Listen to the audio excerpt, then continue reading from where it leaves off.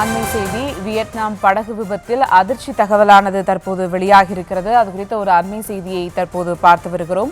இந்த விபத்தில் பெரும்பாலானவர்கள் தமிழர்கள் என தகவலானது வெளியாகி இருக்கிறது.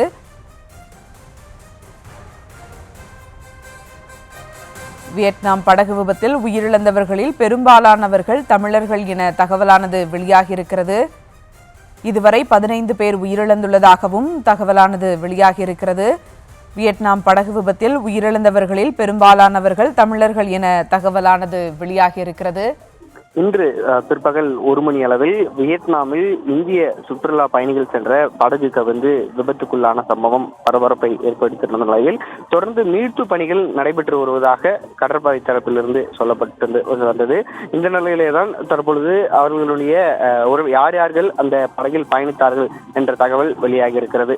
இந்த படகில் பயணித்தவர்களை பொறுத்த வரைக்கும் 32 பேர் பயணித்திருக்கிறார்கள். அதில் படகு ஊழியர்கள் உள்ளிட்ட பலரும் பயணித்திருக்கிறார்கள். இந்த நிலையிலேதான் தமிழகம், ஆந்திரா, அதே போன்று மகாராஷ்டிரா, அருகில் இருக்கக்கூடிய ஹைதராபாத் போன்ற நகரங்களிலிருந்து பயணித்தவர்கள் அதிகம் இருப்பதாக சொல்லப்படுகிறது. குறிப்பாக தமிழகத்தைச் சேர்ந்த ஏற்கனவே ஒருவர், அதாவது பழனியைச் சேர்ந்த ஒருவர் உயிரிழந்ததாக தகவல் வெளியாக இருந்த நிலையில் தற்பொழுது ஏராளமானோர் தமிழகத்தை சேர்ந்தவர்கள் அந்த படகில் பயணித்தார்கள் என்ற தகவலும் வெளியாக இருக்கிறது.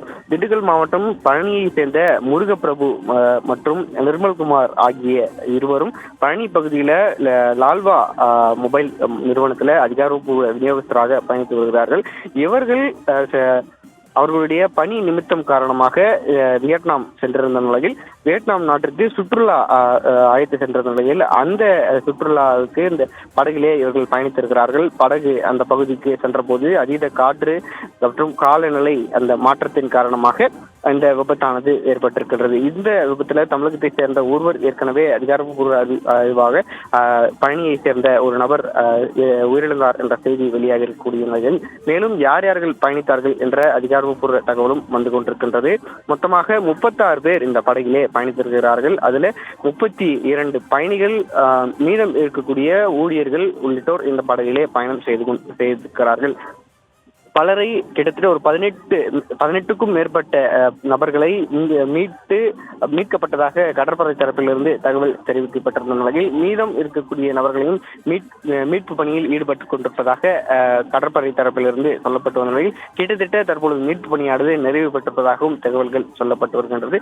தற்போது வரைக்கும் 21 பேர் உயிருடன் மீட்கப்பட்டிருப்பதாகவும் சொல்லப்படுகிறது. தமிழகம் மற்றும் ஆந்திர பயணிகள் அதிகம் இதில் பாதிக்கப்பட்டிருப்பதாகவும் சொல்லப்படுகிறது. வியட்நாமில் சுற்றுலா சென்றவர்கள் இந்த விபத்தில் சிக்கியிருப்பதாகவும் சொல்லப்படுகிறது. சுற்றுலா பயணிகள் சென்ற அந்த விசைப்படகு கடலினுடைய ஏஎன் தோய் என்ற துறைமுகத்தை நோக்கி கடல் சென்று கொண்டிருந்த போது சரியாக 400 மீட்டர் தொலைவில் இருந்த இந்த விபத்து நடந்திருக்கிறது. கிட்டத்தட்ட துறைமுகத்திற்கும் இதற்கும் ஒரு 400 மீட்டர் இடைவெளியே இருந்திருக்கக்கூடிய நிலையில் அங்கு ஏற்பட்ட காலநிலை மாற்றம், காற்று உள்ளிட்டவையின் காரணமாக இந்த மோசமான விபத்தானது ஏற்பட்டிருக்கின்றது.